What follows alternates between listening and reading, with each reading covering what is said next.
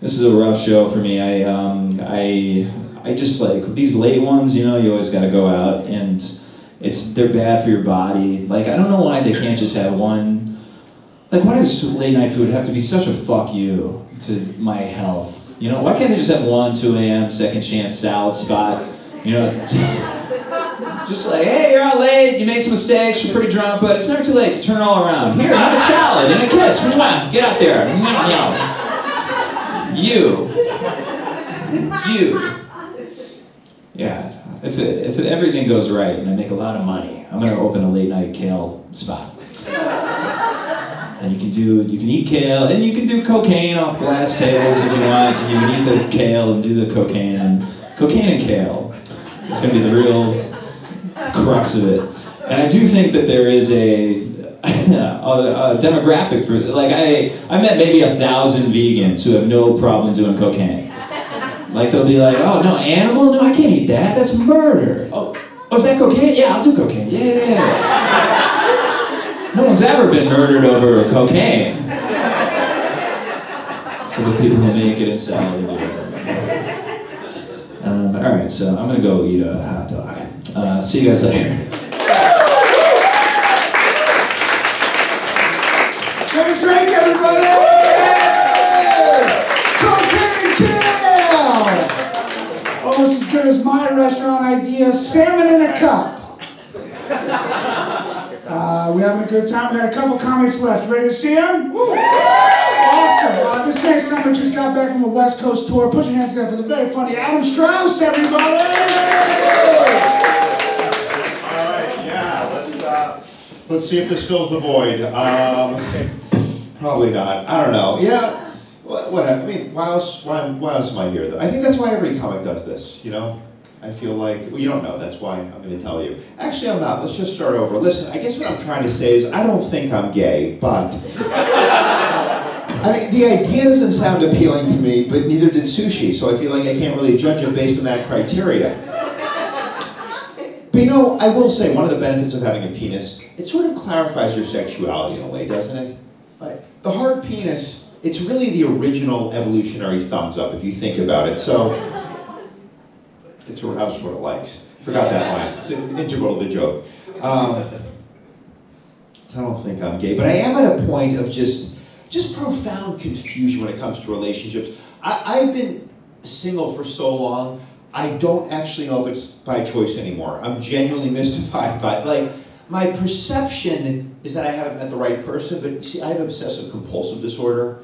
I don't know if anyone has OCD, you know, just raise your hand 6 times. It's so it's tricky because I'm very perfectionistic. So like I feel like I haven't met the right person, but I also live here in New York. There's 8 million people. I mean, not meeting the right person here, it's like I'm walking around saying I'm starving, walking into a restaurant, looking at the menu and being like, no, nothing here I want. So, and also not just any restaurant. I mean, 8 million people, that's the equivalent of like a diner in Queens where the menu is longer than Infinite Jest. So, see, I feel like a more readily recognizable reference for an excessively long book would be Harry Potter, but I haven't read any Harry Potter books.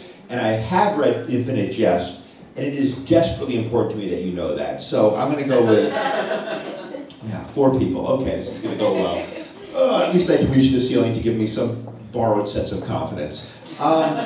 So, for the rest of you, I want you to know I'm not one of those fucking assholes who has to show off. Like, I don't have to show off my erudition by using words like erudition. You don't have to worry about that. You know, someone criticized me for that recently. They said I make my comedy overly intellectual because I'm trying to overcompensate for my insecurities. Yeah, a little bit like Schopenhauer refuting Hegel's critique of 19th century dialectical idealism. Bitch. So I don't think I'm gay, but and I want to be clear, I have had relationships. When I said I haven't had a relationship, I have had relationships, but there's been a very significant age difference with all of my recent relationships. The longest relationship I've had in the last 5 years was with a woman who, she's 25, and I'm not. But also, I mean, age is just a number, right? It's just a number that correlates very closely with your values and your life goals and the sort of activities you enjoy, the cultural references you get, your physical health and your literal lifespan, it's just an extremely significant number. It's not that I feel that I'm old, but I have reached the point in life where every time I sit down or stand up, I involuntarily make a noise. I'm incapable of doing it. Here, I can demonstrate. We have a set here. So the sitting down noise is, it's good. It's basically, it's kind of like a parachute collapsing, just like all right, let's just stay here. Let's never get up. Don't ever. Why bother getting up? I've been getting up for decades. Nothing ever fucking changes. And I'm done talking about sitting down, but I just don't want to stand up yet, so I'm going to stay here for a few moments. I do eventually get up, because I'm a survivor. And the sound there, all right, let's fucking do it. It's literally that level of I don't think it's so much the physical exertion, it's more of the existential, like, all right, guess I'm getting up for the 70,000th time and walking off into a universe that's inevitably going to disappoint me. Why? Because I'm out of toilet paper, that's why. So, everything starts to feel like a hassle. I had a date a few nights ago and she canceled. She actually fell down the stairs. She's in her 80s, it happens. So, age is just a number, guys. And I was looking forward to the date, but I was also kind of relieved because I was like, all right, well, at least now I don't have to put on pants. I'd have to put on pants to leave my apartment. That's a hassle. Then if things went well and we're kissing, I have to open my mouth, stick out my tongue. That's a hassle. And then if we're going to have sex, I have to undress myself, take off the pants I just so painstakingly put on. That's a fucking hassle. I probably have to undress her too. 97% of the women I've been with, that implies a very large sample size. I think 97 is a prime number, but the vast majority, I've had to undress not only myself, but them as well. Women, you want equal rights, why don't you fucking undress yourselves, okay? You want equal pay, take off your own fucking bras every once in a while. Why are none of the presidential candidates talking about this? This is a real issue. So I don't think I'm gay, but it's just it's all work, and I feel like, I used to think I needed a relationship to be happy, but now I'm like, no one's fucking happy. Who are we trying to fool? There are moments of joy, but they're inevitably interspersed with moments of frustration and fear and anguish and heartbreak and indigestion, and your coffee is cold and your car won't start, and your junior high school bully wrote a fucking New York Times bestseller, so it's a little specific to me, but the point, no one is happy all the time, and I feel like I'm happy most of the time. I'm happy, I would say 55% of the time, and I think that's a good ratio. I'm not convinced someone else is going to raise that. 2 claps, exactly. That's the correct response to that. I don't think anyone else is going to increase that. I think there's a lot of joy in my life. I love doing comedy, significantly more than my audience is. It's really the biggest laugh of the set, fuck you. No, I get it, it's fine. I'm not like a lot of other comics. A lot of comics you'll see tonight, they have gimmicks, They have gimmicks. To me, I'm beyond that. Like all these comics with their gimmicks, the typical gimmick is they'll make you laugh a lot. I feel like it's just kind of cheap. I don't want to stoop to that. I feel like I'm better than that, and frankly, I feel like you're better than that too. They're proving me wrong right now. I think I'm on the wrong microphone. This one? Oh yeah, wait, no. All right. It's a job though. I'm aware I have a job to do up here. My job, if you want to break it down, is to produce a pleasurable physical sensation in you without touching you. How fucking weird is that? We're a bunch of mammals who have gathered in what effectively is a cave to engage in this group ritual, but really what it comes down to, it's neuroscience. When you laugh, it releases dopamine, which is a pleasure hormone. Yeah, same hormone that's released when you have orgasms. More dopamine with orgasms than laughter, though. I mean, obviously, that's why prostitutes get paid a lot more than I do.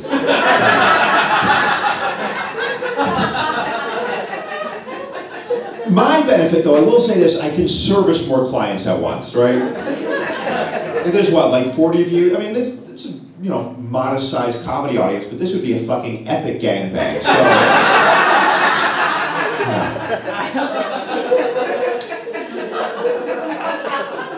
I I like to look at my job right now. I'm sort of running a high-volume, low-touch operation. That's why I like to, it's way more scalable than prostitution. So,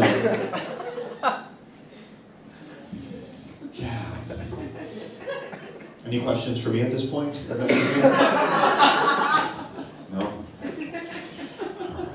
All right. I'd ask you questions, but I feel like you guys have already been fairly well picked over by the rest of the comics. So, plus I don't care. That's the real reason. Just self-absorbed, not interested. Honestly, with the OCD, 70% of my attention span is just going like, where should I put the stool right now? There we go. All right, perfect. All right, it's all gonna turn around.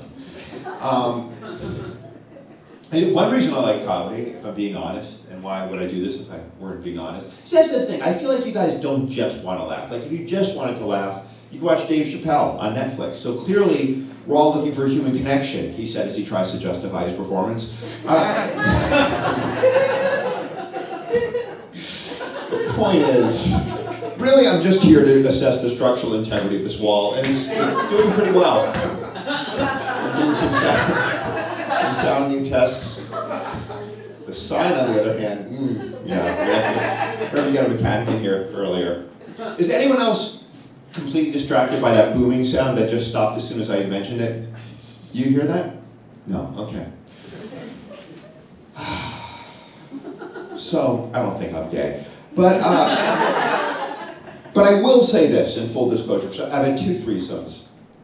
And the first one was with me and 2 women. The second was my girlfriend at the time and another dude. And the second one actually was better.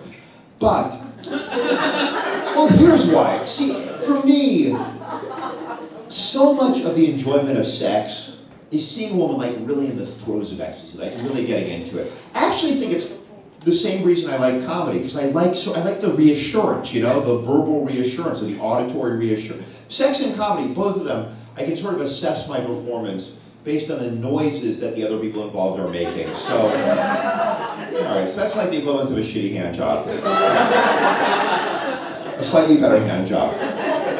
How is over here? All right, this is a load-bearing fake brick. So anyway, the point is, I like it when a woman is really enjoying herself. But getting her to that stage, it can be a lot of work. It really, I'm getting older, as previously established. Honestly, I don't even really masturbate that much anymore. Like, I'm at the point in life, I would much rather just enjoy a good sneeze. That's where I'm at. So,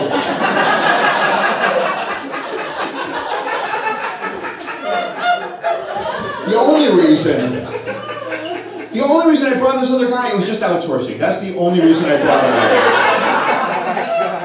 him. He did 90% of the heavy lifting. I got in for the good part. It was great, except for one moment when, so my girlfriend's going down on me. He was just watching, I guess, taking a time out. I don't know, union rules. But then he said this to my girlfriend. He said this to her. He said, yeah, bitch. You suck that dick. You suck that dick good, bitch.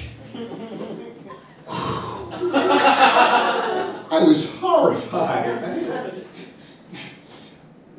Well, you suck that dick well, bitch. I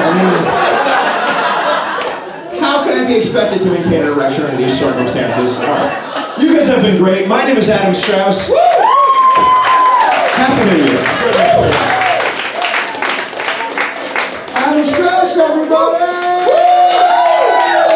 You suck that dick well, bitch!